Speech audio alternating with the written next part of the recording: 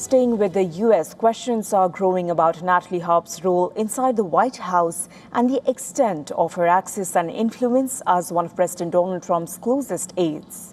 This after the Daily Beast published her intimate letters to the president, which were reportedly written during or shortly after a 2023 trip in which Harp accompanied Trump to Scotland and Ireland. In these letters, Harp expresses her deep personal devotion to Trump, describing herself as unworthy of him and telling the president, "You are all that matters to me." At the time, Harp was 31, while Trump was 76. In one letter, she apologizes to Trump over several incidents during the trip, including being left outside customs without her passport. She writes that she panicked and says she should have contacted the Secret Service instead of Trump. She also apologizes for walking on the golf course instead of riding in a cart.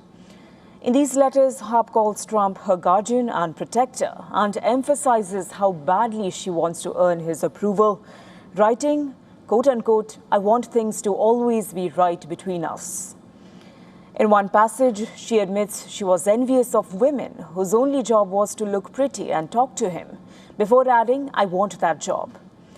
In another, she says she missed days when he would call her and they would talk about everything and nothing.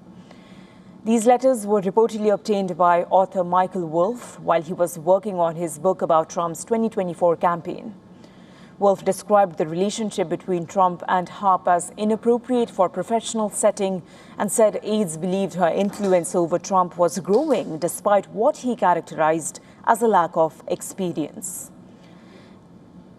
A former U.S. President Barack Obama advisor, David Axelrod, called the situation serious because of the potential national security implications. The White House has disputed the criticism, calling Harp one of Trump's most loyal and hardest working aides and accusing the media of targeting the president and his administration. Harp first came to national attention as a Trump supporter who said his policies had helped her during her recovery from bone cancer. She later appeared at the 2020 Republican National Convention, worked for One America News Network, and joined Trump's team in 2022. Now she serves as a special assistant and executive assistant to the president and has been described as a key gatekeeper around Trump. Reports also say about her role as a conduit for foreign leaders seeking to reach him and that she has access to President's Truth Social account. Those concerns have gained additional attention following a dramatic incident involving Trump's travel in Turkey.